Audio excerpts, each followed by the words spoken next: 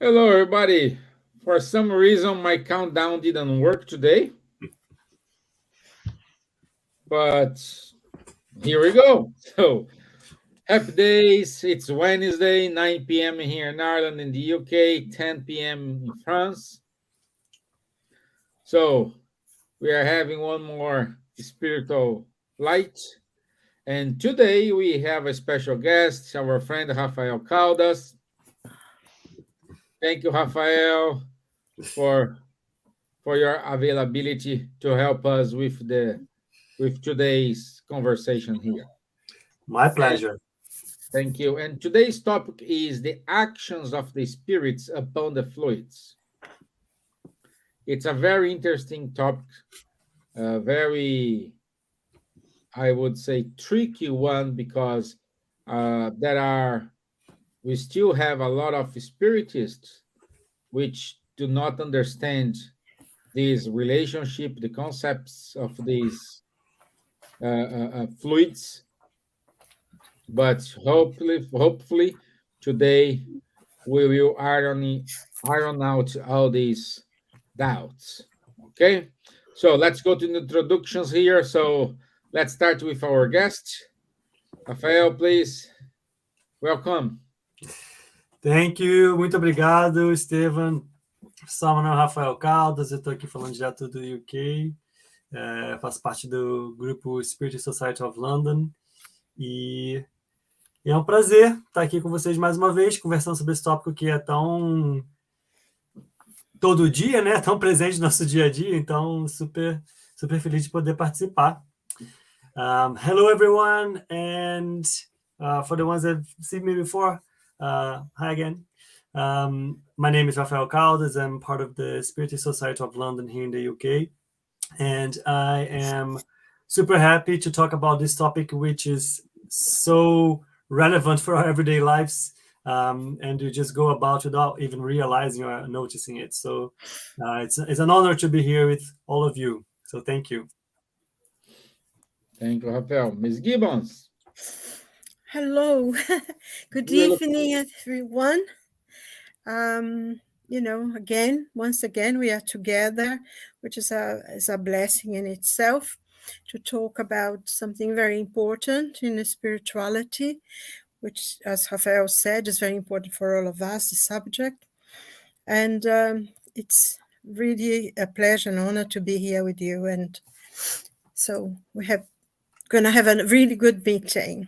So, yes. boa tarde a todos que estão nos ouvindo.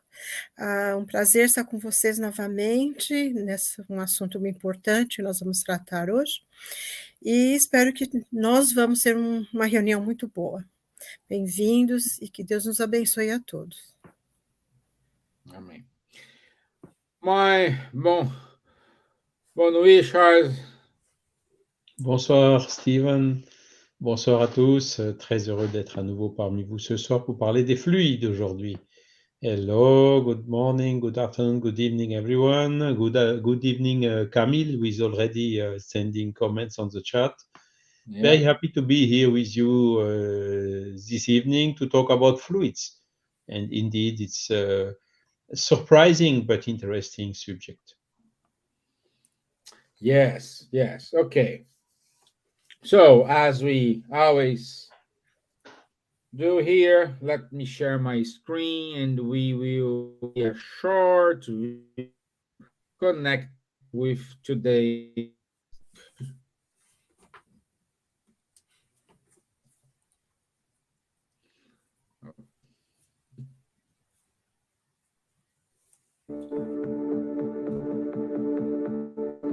We have always practiced an integrated type of medicine incorporated to our specialty until we had an event in our lives that was transformative, in which our son passed away in an accident in 2005. And since then, we have received several communications from him that led to the publication of 8 books. That transformed our views in the way we practice medicine. And although we are already away from the traditional allopathic practice, we attempted to open up to a different perspective. And all medical training is very focused on science, and specifically as a surgeon, it's technique, it's advances, it's technology, and really pushes you away from all that thinking. You just want to become the best instrumentalist you can, perform the most complicated things and be the quote unquote smarter you can be. But once you get into practice, and that's when it opened to me, is that at the end is that human being that we ended up forgetting that there's a human being, and it's not a disease, and it's not an organ. And when you start having that interaction, I felt, to me at least, there was something missing. And that's when I kind of came back to my spirit roots and apply this on a daily basis now. Most of the founders of modern science were deeply spiritually motivated to generate science, like Francis Bacon, Robert Boyle, Kepler, Giordano Bruno, all of them, Isaac Newton, all of them were deeply spiritually motivated to understand the creation. And understanding the creation, they thought they would understand the creator. So there are many interesting and complex relationships between spirituality and science. My interest in spirituality, in trying to understand mind, in trying to understand human nature, played an important role in my in choosing psychiatry as my specialty to dedicate my life to that. a few factors are important: humility, listening more to your patients, empathy, remaining open to our own spiritual influences, and allowing our patients' spiritual influences to also interact. And that gives us a complete different perspective of what we do.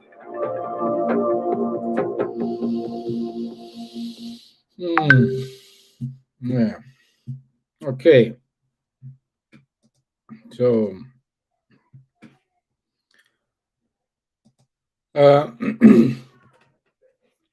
let me give my introduction to, and this coming Kardec, and we can find this in the Genesis book, chapter 14. The act of spirits on the spirit of has consequences of capital and direct importance for incarnates. Since these fluids are of thought and can modify their properties, it is evident that they must be coordinated with the good or bad qualities of the thoughts that make them vibrate, modify themselves by the purity or impurity of the feelings. Bad thoughts corrupt the spiritual fluids, as deleterious miasmas corrupt the breathable air. The fluids surrounding the bad spirits, or that they project, are, therefore, vitiated, while those that receive the influence of the good spirits are as pure as their degree of moral perfection allows. So, today we will kind of understand a little bit what's the influences, how they connect these influences with ourselves, and if you have any questions, please put in our comment box, and we can do the comment. We can read it here and make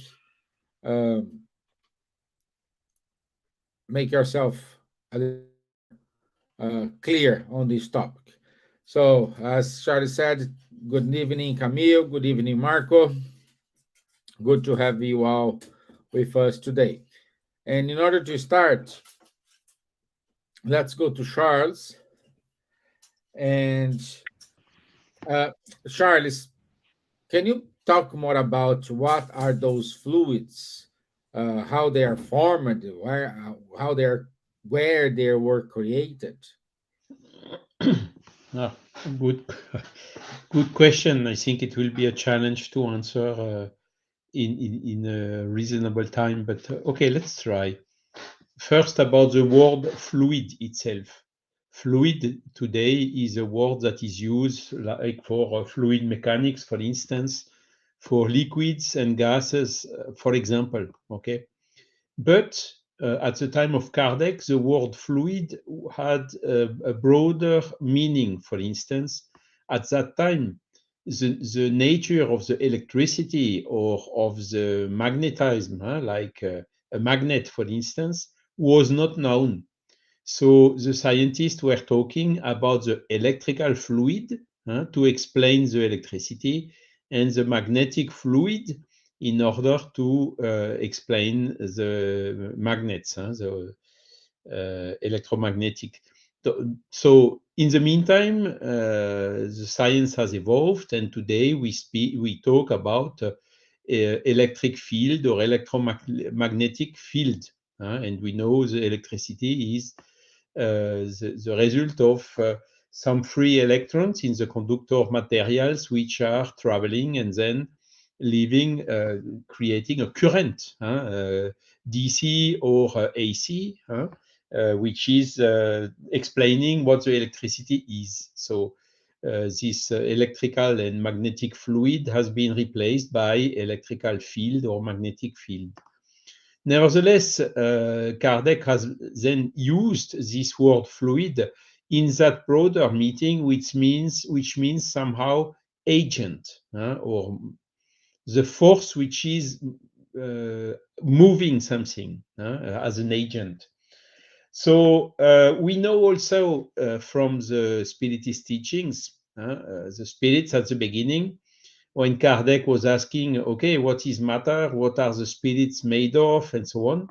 The spirits had answered, and I think we talked about it already in a past live of the spiritual light, about the universal cosmic fluid.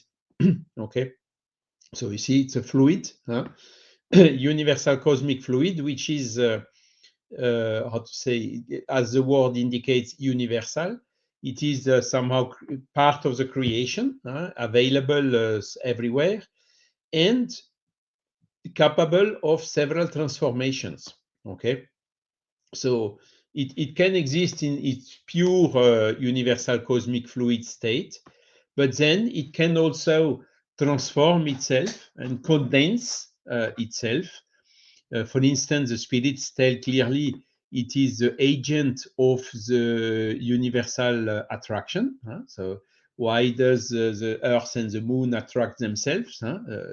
We know perfectly the laws from Newton, and even better from Einstein, but nobody has never explained where is the rope or the elastic or the particle, the graviton particle. Nobody has ever identified it. So the spirits very clearly, and long before, in 1857 already, explained that this attractive force is one of the property of the transformation of the universal cosmic fluid. Same for electricity, same for magnetic field, and so on. So second thing that the spirits are explaining is our matter, dense matter, so the particles, electrons, protons, neutrons, and so on, are also formed by a dense condensation of the universal cosmic fluid. Okay, when it is in its highest density state, it is what's the so-called tangible matter. Okay, but they also always claim that this is not the only form of condensation of the universal cosmic fluid. There are a lot of intermediary condensations, more or less, depending where you are, of this fluid. So forming, how to say, like we know also that we have a spiritual body, the so-called perispirit by Kardec. It is also formed aggregating this universal cosmic fluid. And in the spiritual world, it has a reality for the spirits. maybe some of you have seen the movie No Solar. You can see there are cities, including with walls that no other spirit can go through the wall. And so it is really a tangible reality, but for the spirit. Let's assume, for instance, that a plane or a rocket goes material one through No Solar. It will not perceive anything because it's not in the same state of the matter. Okay, so the fluids we are talking about, Kardec is talking about in this section 14 of the Genesis, which is really the Bible of Kardec's writing about the fluids. Is these more spiritual fluids, because the matter is studied by physics or by chemistry or whatever, by the science we know. So the focus, main focus of Spiritism was to study this, how to say, spiritual fluids or ethereal or less dense fluids, non-tangible, non-Einsteinian, or we can also say not in our 4 dimensions of 3 for space, 1 for time, something which is in the spiritual worlds, which means in some additional dimensions. All this still has to be conceptualized by science, okay? And so this is basically where these fluids we are talking about. And of course, the spirits, they have action on the fluids, okay? We know already that our spiritual body is more or less dense depending on our degree of evolution. Elevated spirits, they have a very subtle, very low density and high luminous spiritual body, whilst spirits which are at the beginning of the evolution, they have a more dense spiritual body. At the point that these spirits which are less evolved cannot even see or perceive the higher spirits, in the same way that we as incarnated with our material eyes cannot see even the low evolved spirits. Okay, so there is how to say, you see this an infinite number of different densities and different transformation of the universal cosmic fluids. Now, since we incarnated have a perispirit formed out of this fluid, we have also a spirit, okay?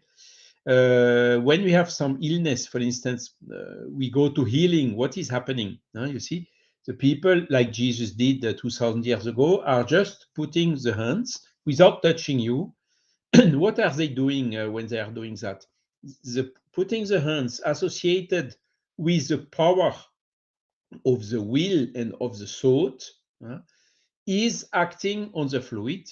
So it's acting a little bit like a pump, which is pumping some fluid and directing on the person in order to help them, or even to disperse, when it's a dispersive healing, to disperse the how to say, loaded or wrong or bad fluids, vitiated fluid, as you described at the beginning, Stevan, from the person, and trying to replace them by better fluid.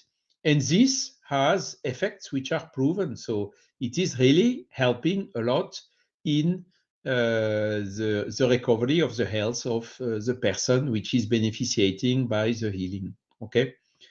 The doctors also in the video have explained it. They more and more now enter in this field of fluids, in this integral dimension of the human being, considering not only the material body treated by allopathy and drugs and so on, or homeopathy even, but they go also more to the cause of the most of the illnesses, which are in the spiritual body, and that can be treated through these fluids. So this is what I would say just to introduce, and I think I will stop here in order to let my dear colleagues to complement the subject of how the spirits are acting on those fluids. So thanks a lot for your attention. Thank you, Charles. And Charles, I think we have a question here, Yes. which is part of your explanation from Camille. And the question is, what is the difference between fluids and magnetism, and how do these relate to one another? Very briefly, I think that Camille is talking about magnetism, it is not the magnet itself, the material magnetism or magnetic field. He is talking about the magnetism as introduced by Anton Mesmer, or also called mesmerism. Okay, so what Mesmer has studied, and a lot of others have continued afterwards, and can even make some pictures showing the fluids and so on. Some persons, I think everyone can do it, but some person can do it at a higher degree. It means emit this magnetic fluid.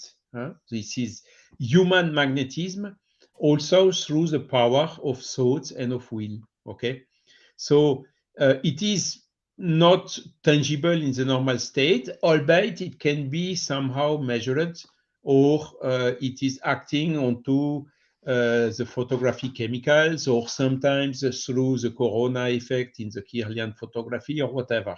Okay, so this type of fluid, which is closer to the human being, to our material state, is the so-called magnetism fluid. But Kardec is explaining that there are two other forms.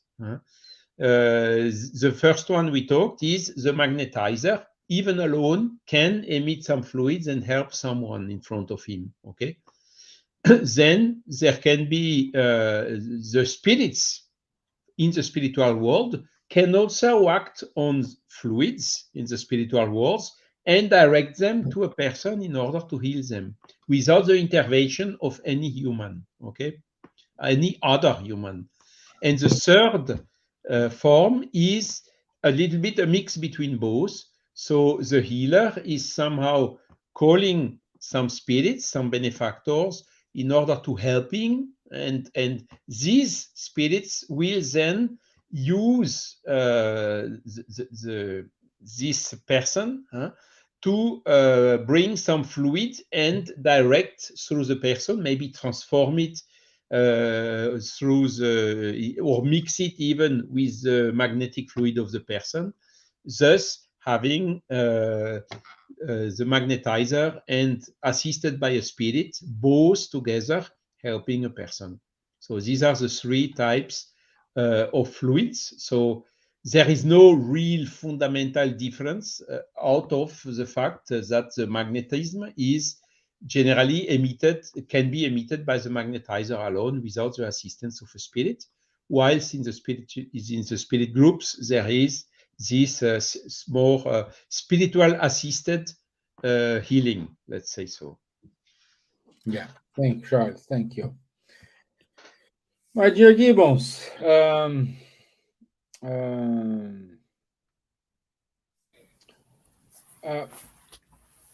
Camille also has a question here, and it's kind of connected with the question I'm going to ask you.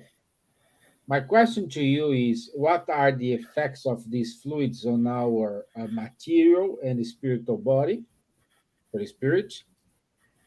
And Camille, she's asking here, since different worlds have different types of perispirit, do we drop perispirits altogether when we discarnate, or keep it while attached to a particular world even when we are not in? So I think both. Keep it attached to. Okay, wow. Hello? Did you say something? I can't hear you. It's okay, go ahead.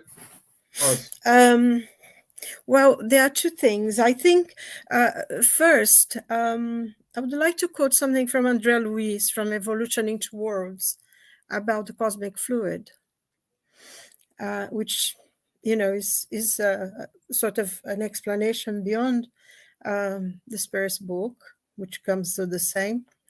And he says that the cosmic fluid is a divine plasma, the aspiration of the Creator, or the nervous force of the Almighty. In this primordial element vibrates and leaves constellations and suns, worlds, and beings like fish in an ocean. I think this is exactly what the Spirit's book says, because it said you have the three elements in the universe, which spirit, matter, and God above all. And this forms universal trinity. That's the question 27 in the Spirit's book. And this fluid, it's something that is between spirit and matter, because matter is so gross, it cannot move by itself. So through the will of the Spirit, who wills it, this fluid comes in between spirit and matter, although it is also a type of matter. But how he says that they have this some properties of it that is different from itself. So I think when we form the influence of it, I mean, Charles sort of mentioned it as well, because those fluids also is the vehicle for thought. Is our thoughts, it's moved through space and time by those fluids. And I think everything that there exists in the universe is product of this universal fluid, which I think that there was something as well that somebody, I don't know if it's Camille or other, who said about hydrogen, oxygen, all the elements in the universe are formed by this universal fluid, which the Spirits call the primitive fluid. And he says, they say that's one primitive element. The bodies that we regard as simple is not elementary. They are transformations of this primitive matter.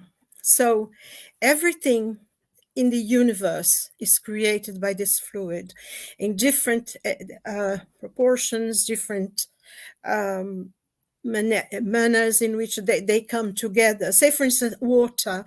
Water is two elements of hydrogen with one of oxygen to form water. That's life itself for all of us. But if you put 2 oxygen, it becomes sulfuric acid, which can kill us, So it's all to do with how the elements come together and how everything is created from this primitive element. And so is our bodies. So that's why there is a great influence in our bodies. And whether we are incarnate or discarnate, we have this is influenced by us. I think Charles was mentioning as well the question of healing. I think that when we pass this energy, we become like an intermediary for this healing that comes through us. So this affects our body very, very much. And how this is connected, and these fluids are connected, and our thoughts are moved by them. When a person has really good thoughts, you wish something really well to someone, you can send these thoughts, and the person will feel good, will feel the love that we send to them. But when it's negative thoughts of anger or jealousy or hatred or anything, the person will also feel bad, because they will feel these energies, because our thoughts can transform this energy into good or bad. And that's why it's so important for us to, whenever we have a negative thought, to try to change it, to try to transform it into something good. And I think one of the things, like Jesus said something, that when you think, when he was commenting in one of the commandments, he said, when you think of desiring someone, you already sinning with that person. And it seemed so simplistic the way he said it. But once you start about this, the fluids and how your thoughts connected with it, we already created something with that thought. So that's very, very important, how the influence of this in our bodies can, negative thoughts can cause diseases, can cause depression, can cause people to behave in a really bad way, because everything is influenced, and we change this. We have the power to change these fluids into something really good or really bad. I think the question of the perispirit, he says here, every world, every planet has a different perispirit for the beings that live in those. And the perispirit is formed by the elements of that planet. So we'll have a spiritual body that is connected to that planet, like we have a spiritual body that's connected to the earth and to connect to a physical body. And of course, I think he says, do you live? I think he mentioned that, can you, if you are attached to that, yes, we are attached to that perispirit while we live in that planet. If for any reason we, if we progress spiritually, or if we don't do anything and we're going to go back to a different planet, the perispirit will change. We are connected to that while we're still there. If we move up, or if we are sent back to a planet that is still very backward, then our perispirit will be changed to live in that world. And as the spirit progresses spiritually, as they evolve, this perispirit becoming more and more subtle, almost to non-existent. Is when someone becomes pure light, really, and when the spirit is very, very, very well evolved. So I don't know if that answered the questions, but we attached to the perispirits, attached to that while we are in that planet. And if we reincarnate in another planet, it will change to live in that planet. And as we progress and evolve, the perispirits become more subtle. And if we go to more advanced worlds, even more, until almost disappears. That's what I understand. But I think everything to do with this matter. I've made some notes here. I'd like to read very quickly, because I think it is very important that the spirits teach us in the Spirit's book. He said, we form the spirit and matter, and these fluids between matter, and through the will of the Spirit, that's how the physical, the matter can actually move through this fluid. And he says, but the whole material element, it must be added universal fluid, which plays a part of the intermediary between spirit and matter, because matter being too gross for the spirit to be able to act directly upon it. However, it's important, this fluid may be also classed as forming part of a material element. So this fluid, this is a type of matter, but he says also that it has a distinguishing from that element by certain properties of its own. So there are certain properties in this type of matter that forms this fluid that's very its own and is differentiated from others. And it says the intermediary between spirit and matter, and it is the fluid that is susceptible to be made through its innumerable combinations with matter under the directing action of the spirit to produce the infinite variety of things which we still know but little about. So even now we still know very, very little. I mean, at the time of Kardec, I don't know how many people could, besides Kardec, could actually understand the Spirit's book. And we still have problem in understanding it now. It's for the future, really. But so everything is created from the varieties or the way the elements come together to produce whatever matter it is in other places. So this universal primitive or elementary fluid, being the agent employed by spirit in acting upon matter, is the principle without which matter would remain forever in a state of division and would not acquire the properties of a state of ponderability. So like electric, magnetic fluid, so modifications of the universal fluid. And I think Charles already talked about that. So I think for us to understand, like Andrea Luis says, we live within this like fishes in an ocean. And I think the explanation here, it's very, because, matter, the molecules are all separated. And it's all this attraction that they become vulnerable. I mean, science, physics know that. And that's where it comes from. So it's a very good understanding. This is books to study and study and study and study some more to be able to grasp a little bit more of what the spirits were teaching us. Thank you. Thank you, my dear. Yes, you were very spot on. Just to say here to Marco, as more as evolved the spirit, better the spirit handles the fluids. Better knowledge they will have, better moral values the spirit is gathering. So this is going to evolve. So we need to start to working today in order to have our chance. And now I put on fire our friend Rafael Caldas. My friend, I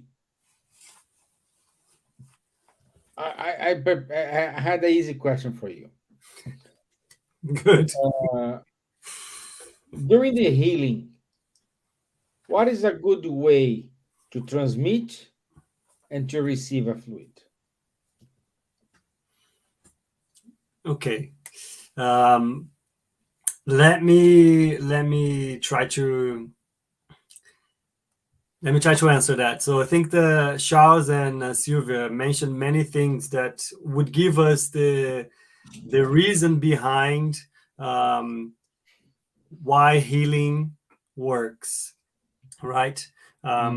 If we think about everything that they were talking about in terms of fluid and how the fluids will carry the specific characteristics that we give to them through our thought, through our will.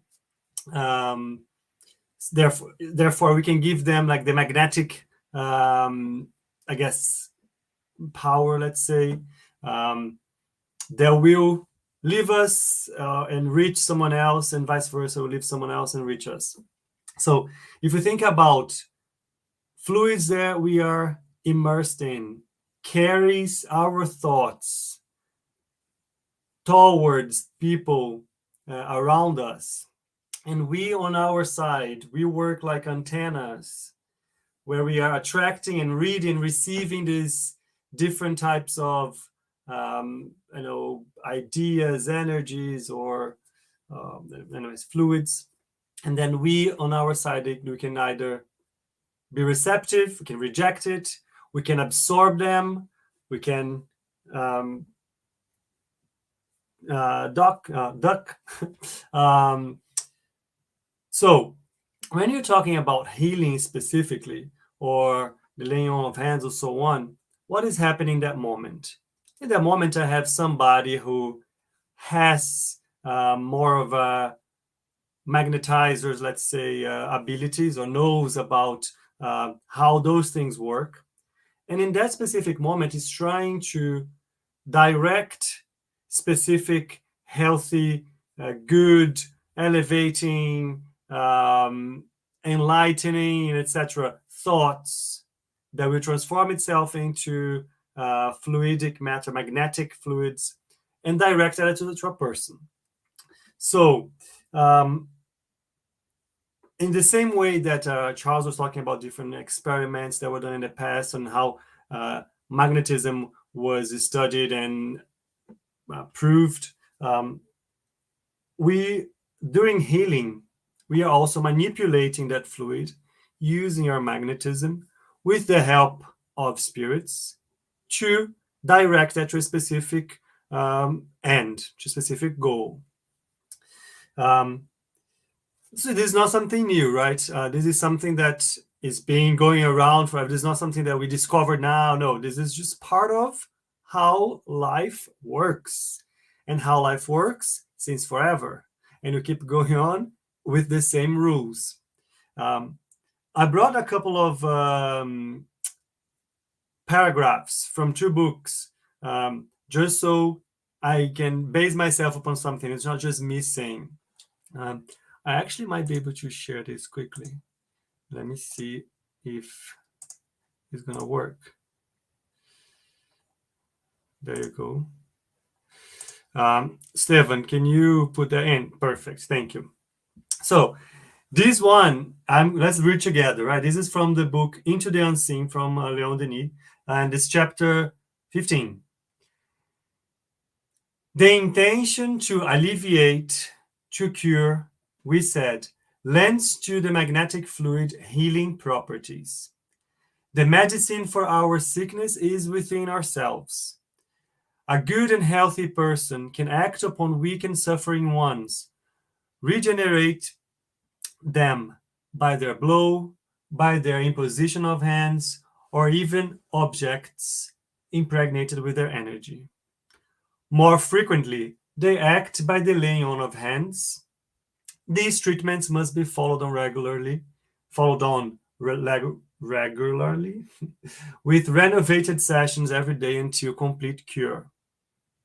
So here we already see the connection from what Charles and Silvia were talking to us. So Silvia was mentioning even that at a molecular level, we are all connected because in the end, we are made of the same, our bodies and our composition is made of the same principle, right? The same type of raw matter, let's say. And on a different book, another old friend goes on to tell us something else as well. Go even further. So now this is from, let me hide this. This is from André Luiz in the realms of mediumship. The lay on of hands or healing. It is a transfer of energy changing the cellular environment. In the magnetic assistance, the spiritual resources interconnect between emission and reception, helping the person in need so they can help themselves. So I'm going to just draw our attention here to interconnect between emission and reception. Keep that in mind. Then he goes on and says, acting at a cellular level, it provides new energy support to cells, facilitating the circulation of blood, the migration of defense cells to fight infections, and helping the healing process where needed. It facilitates internal secretions, particularly hormonal ones, rebalancing the organism as a whole. So everything that Silvia was mentioning about the formation of matter, we just go another level here based on what André Luiz is saying. If we have the effect of thought and of intention upon matter, and we can absorb or repel that, and we can send that as well, that energy that has specific characteristics, specific elements associated to them, qualities are linked to them, they can be absorbed by us. Of course, if they are absorbed by us, they will have an effect on our whole body. When we're talking about healing, we're talking about our physical body as well. Therefore, André Luiz is telling us how that positive energy can be absorbed and in which level it affects our healing process. Why I brought our attention to the phrase, the interconnect between emission and reception. Because here I think is more to your question, Stevan. How do we make sure that we are exchanging good energy? How do we make the most of the healing process or treatment that you're going to? There must be an element of connection. The medium on its own, with the help of the spirits, will direct thought, will have all of the intention in terms of bring to this person what they need so they can find a rebalance, so they can have the energy necessary to fight whatever they're going through, to heal, to have the strength to go through whatever they need to go through, and so on. So that medium is sending all of the good intentions, all of that magnetized fluids towards the person. If the person, on the other hand, is just there, but it's not at the same time thinking about, thank you for giving me this, allow me to absorb this energy, may this energy be what I need in terms of strength, in terms of motivation, re-energizing resources, and so on. Be thankful for the opportunity of being there. Then you will not reach the total potential of that exchange. So there needs to be those two, right? And to support myself even further in this one, I'm going to bring a final slide here, because something that we read a lot when we talk about the gospel according to Spiritism and so on, and in all the books, is when you think of Jesus and his ability of curing, his ability of healing. And he says himself that the people themselves, they were the ones that healed themselves. Even though they were there and they touched Jesus and so on, and they attributed their healing to Jesus, Jesus says, it is your faith who healed you, who healed is what you needed. And I'm going to bring here a passage from Luke, chapter 6. And the people all tried to touch him because power was coming from him and healing them all. To which Jesus replied in another passage, you healed yourself. So I think that is the main key, right? When we are talking about treatment, when we talk about healing, when we talk about laying on or imposition of hands, the person receiving that needs to also change their mind, change their energy, open up so they can receive and absorb all of the benefits that are being offered in the treatment. Before I close, I have a quick passage that I was watching a lecture, a talk this week, and somebody mentioned a passage from Francisco Cândido Xavier, Chico Xavier, that there was a specific moment. Chico Xavier was also a known medium for his healing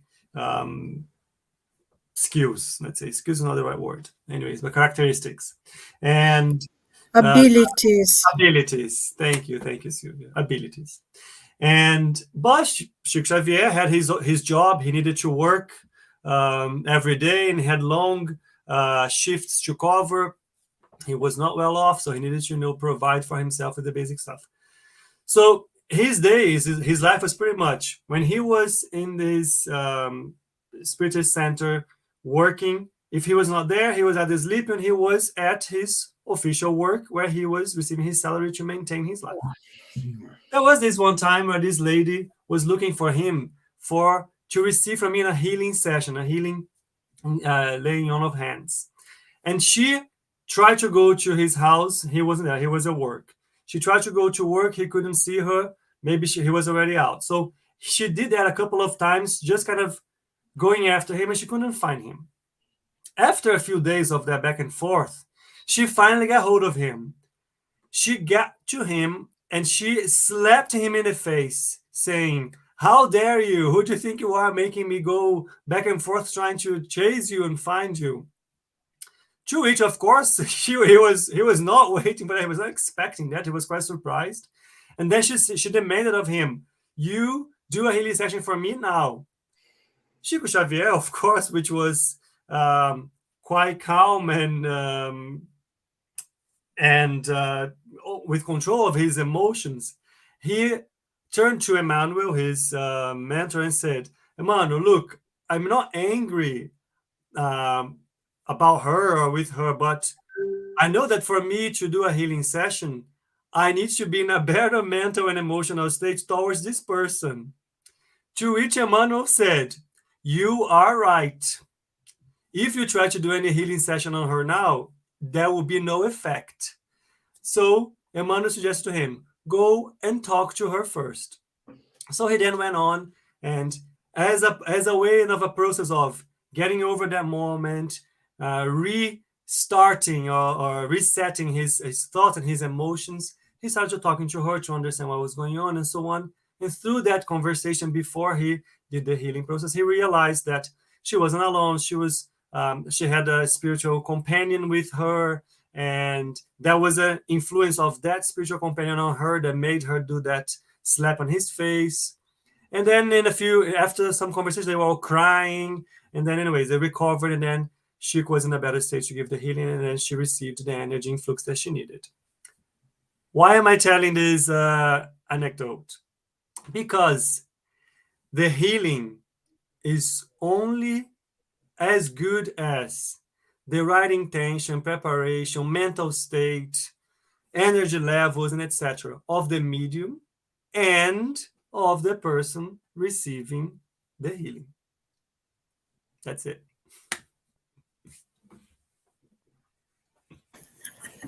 That's a good story, isn't it, Rafael? I always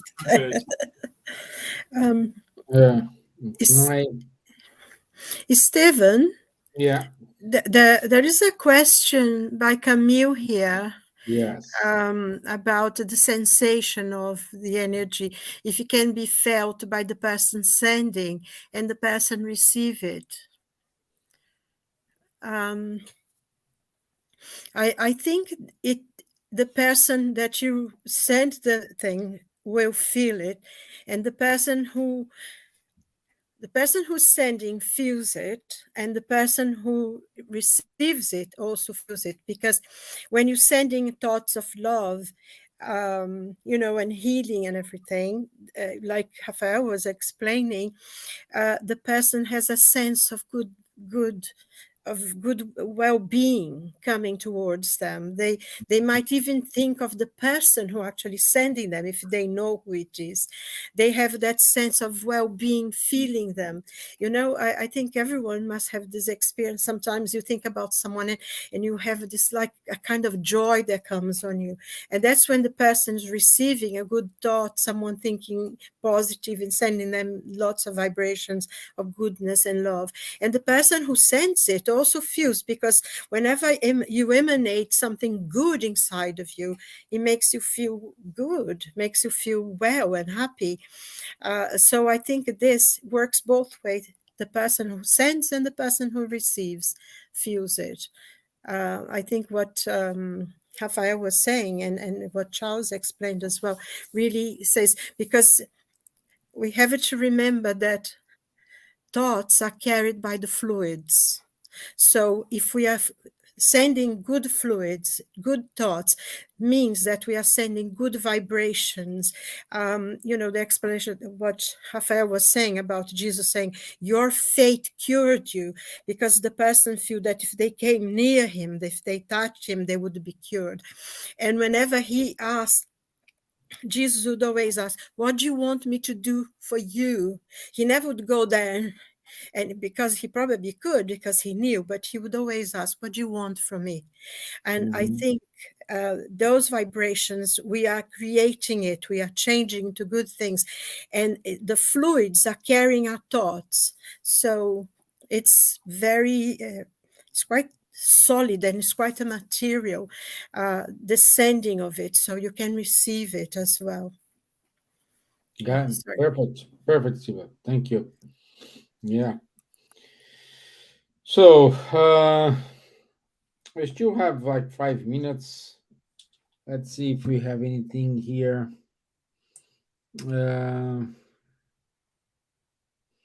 We answered that question. Oh, there is a question here from Elio.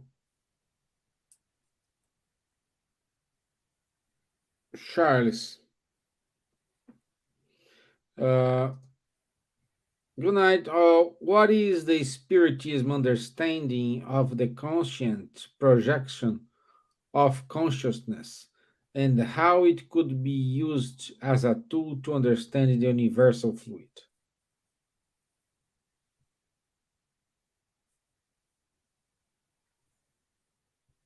I think conscient projection of consciousness and how it could be used as a tool to understand the universal fluids.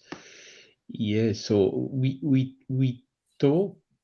told that and also Raphael and Silvia, that the thought and the will has an action on the fluids. Okay, so I don't know if this is what Helio means as conscient projection of consciousness. Okay, how could it be? How it could be used as a tool to understand the universal fluids? Yes, so definitively the science has to progress in the investigation of towards the universal cosmic fluid. Okay, we are studying particles, quantum physics, solid mechanics, also astronomy now with James Webb and so on.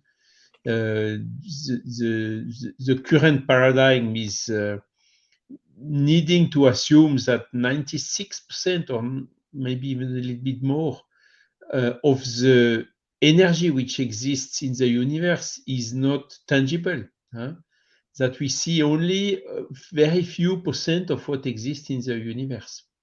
So this is something that I have to say an anomaly in the paradigm. Okay, if we don't know what 96% of the universe is, really we have to go and to investigate deeper. And of course, it's not very easy. This change of paradigm is facing a lot of resistance.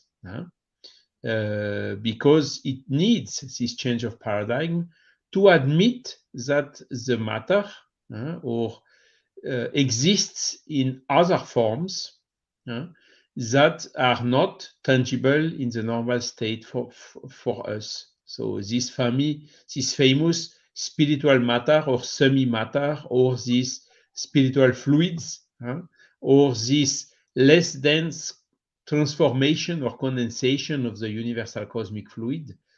All this is largely, how to say, under-investigated by today's science. And definitively, it shall progress. To answer maybe Elio's question is, there are some studies, for instance, in the medical area, and the International Spiritist Medical Association has made a lot of communications in writing or also conferences about this, for instance, showing the effect of some people prayers, for instance, in double-blind methodology and protocols which are very, very elaborated, scientifically speaking, showing that, for instance, if you have 100 children which are ill in an hospital, the one for which prayer has been made, without in double blind, I mean, the children didn't know who was praying or if someone was praying for him or not, and the prayers did not know for which children they were praying. So in this double blind protocol, showing that there is an effect, that it works. So, okay, so there is an effect. So what is the cause? Where does this emission of thoughts, which is a prayer, go through in order to touch those children or those persons in a way that it's showing statistically valid results on the health recovery.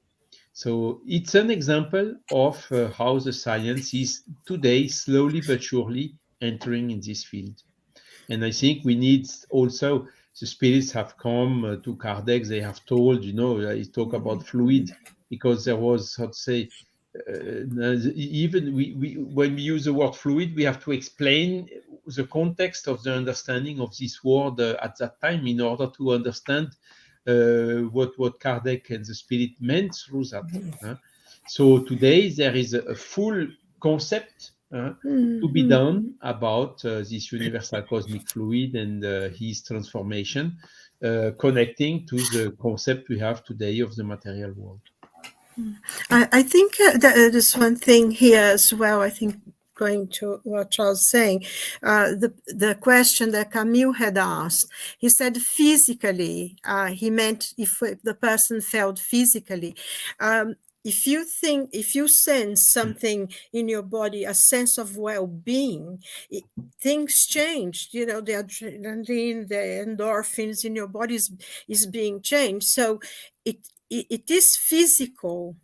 You feel physically, and exactly what Charles was saying. And there are many more examples. I think Stanford University did a research about people receiving healing. Some knew they were doing it, and others, none of them knew who was receiving, but some did and some didn't. And the ones who had received the healing got better from something. And so it's physical. Camille, it is physical. A sense of well-being means that the chemistry in your body changed. So you feel that it's important. I think what Elio said as well is a projection of consciousness out of the body experiences. Out of body experiences, yes. So now I understand better the questions. Thank you, Elio. Sorry for my misunderstanding at the beginning. The difficulty of it, very quickly, because we are running out of time, is somebody makes an out-of-body experience, or somebody makes a near-death experience or something similar, coming back and then explaining what he perceived, what he saw, and so on. Okay, so it's a personal testimony or opinion that nobody, or it's very difficult to verify if there are some, what the person has told is true. So one verification is when all the person independently are telling the same thing. So that's Raymond Moody's big add-on on the subject. And the second thing, there are some experiences done in Switzerland, for instance, where one person has the capacity to go out of his body, to go to the next room and to look what is in a box that he ignores totally, then to come back and to describe what was in the box. Okay, so this is something tangible that can be verified. Yeah. So those experiences are book, already isn't it, ongoing. Charles? Sorry? And is it in the Medium's book? Is the astral travel is in the Medium's book? Yes. And we could maybe have a session in the future to talk about this, because this is serious business in many countries, America and Russia, where they use people who are able to travel and to do things. I think just one point very, very quickly, because I know we finished. I think what we call universal fluid is what science now calls dark energy and black matter, and that they are beginning to study, and they actually have found something that was in the Spirit's book 160 years before they actually discovered it. So that's where it is, universal fluid, the same. Yeah. It's amazing. Yeah, so I knew it. 1 hour is going to be less. It's a big subject. Short time. Yeah. So let me go here to the slides. So thank you everybody for your collaboration, for your comments. Apology to we skip to say some comments here, but the time here is very tight. So let me go here. So next week we are celebrating 2 years of non-stop show here every Wednesday with you To guys. me too. To me too. So next week, spreading spiritism all over the world, and we will have the full team, and our dear friend Vanessa from Cardiac Radio will be with us as well. So don't miss it. Next to Wednesday, 1st of February 2023, 9 p.m. And let me see. That is a free study group on self-discovered based on spiritist psychology. This study is going to be held on Zoom, and we will start on already started on the 8th of January, so we still have time to join the group. It's every fortnightly Sundays. Here are the schedule, and any contact, please reach out to our friend Fabricio. Also, not this Sunday, but the following Sunday, we will have the second talk about Gabriel Delan with our friend Alexandre Caldini, and the topic is What do they reincarnation. invent? On the between 2nd and 12th of February, we will have a mediumistic workshop and mediumistic painting with our friend Florence Anton in several locations in the UK, some in London, some outside of London. So I think 2 out of these sessions will be in English, Silvia. Yes, I'll be the interpreter there. It's the one of the British Association of Spiritualism, and the one in Kingston. Yeah, so please, if you want to join, mark the date and which place is close to your home. Okay. Also, on the 18th of March, we will have a Children and Youth Education Summit. This is formed by the educators in London. The topic is challenges and opportunities in youth and children's spiritist education. More details to come. Also, we still have our study of the book No Solar with Guilherme Dias every other Tuesday. Time to talk with Rafael and Guilherme. Rafael is here today with us. Conversations on mediumship.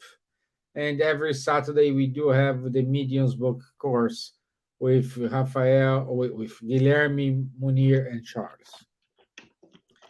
Oof. That's it. So I want to say thank you, everybody. Thank you. Wish you all a wonderful rest of the week. Thank you, Rafael, for making yourself available to join us today. My pleasure. Merci, Charles. Thank you, my dear Gibbons. I wish you all a wonderful night and rest of the week. Thank you. Bye-bye. Thank you. Bye, Bye. guys. Bye. Ciao. God bless. Bye-bye.